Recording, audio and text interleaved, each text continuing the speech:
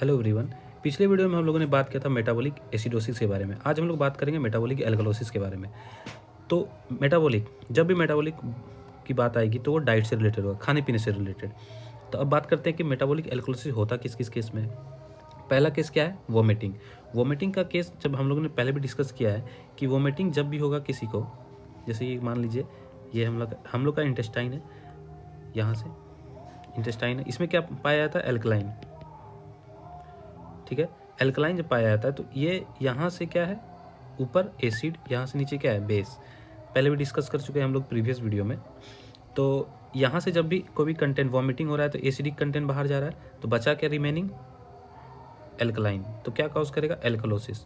तो metabolic alkalosis हो गया। ये तो पहले भी हम लोगों ने डिस्कस कर चुके हैं। तो अब बात करते हैं बाइकार्बोनेट। बाइकार्बोनेट होता क्या है?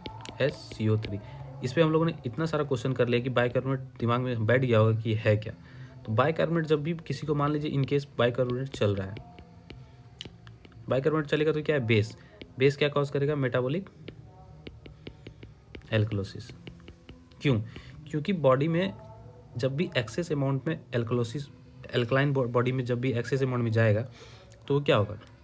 एल्कलोसिस कॉज करेगा। एसिड जाएगा तो एसिडोसिस कॉज करेगा। सिंपल सा कॉन्सेप्ट है। अब दूसरा कॉन्सेप्ट क्या है? Massive blood transfusion. ये क्या है? देखिए, ब्लड में एक कंपोनेंट मिलाया जाता है, sodium citrate. Sodium citrate. Sodium citrate क्या है?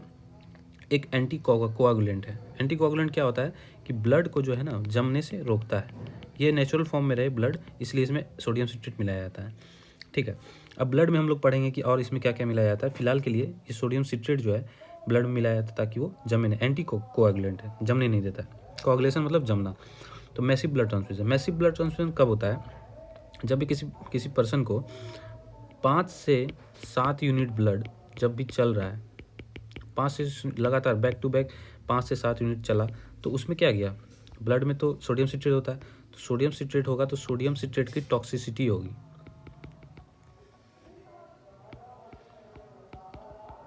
सोडियम सिट्रेट की टॉक्सिसिटी होगी। टॉक्सिसिटी होगी तो क्या? सिट्रेट क्या है?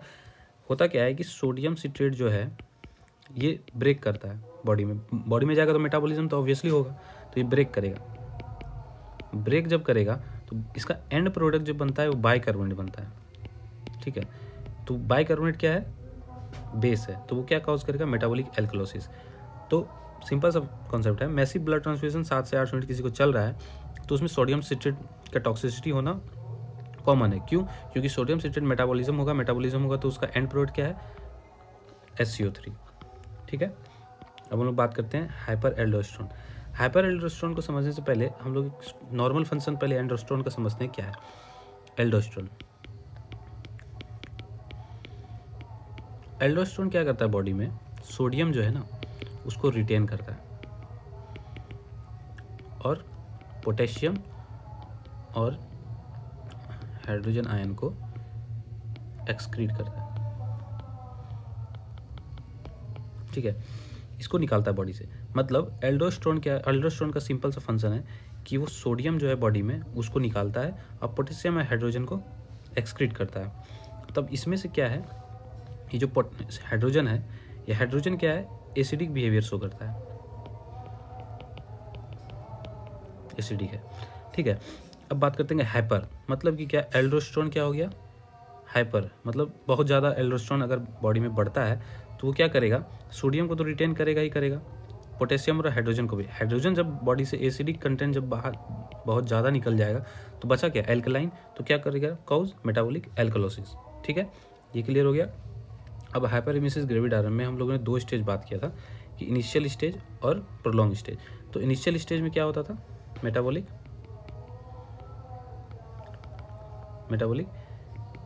एल्कलोसिस।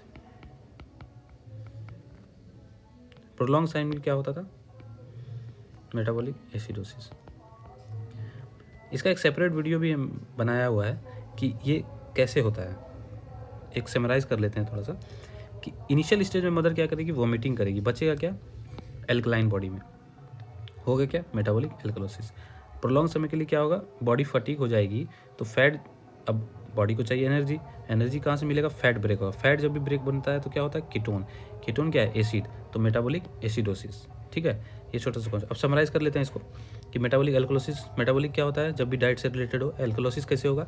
वोमिटिंग करेगा तो एसिड बाहर जाएगा, तो क्या हो जाएगा? बचेगा एल्कलाइन, तो वोमिटिंग से क्या हो जाएगा? मेटाबॉलिक एल्कोलिसिस। तो बाइकार्बोनेट खुद में एक अल्कलाइन है, तो एक्सेसिव अमाउंट हो जाएगा तो मेटाबॉलिक एल्कोलिसिस कॉज करेगा। मैसिव ब्लड ट्रांसफ्यूजन मतलब 7 से 8 यूनिट किसी को अगर लगातार ब्लड चढ़ रहा है तो वो सिट्रेट की टॉक्सिसिटी कर सकता है। सिट्रेट टॉक्सिसिटी में मेटाबॉलिक एल्कोलिसिस होगा। ठीक है, ये भी डायरेक्ट पूछता है कि मेटाबॉलिक मैसिव ब्लड ट्रांसफ्यूजन किसी को चल रहा है तो उसमें किसकी टॉक्सिसिटी होने की चांस है?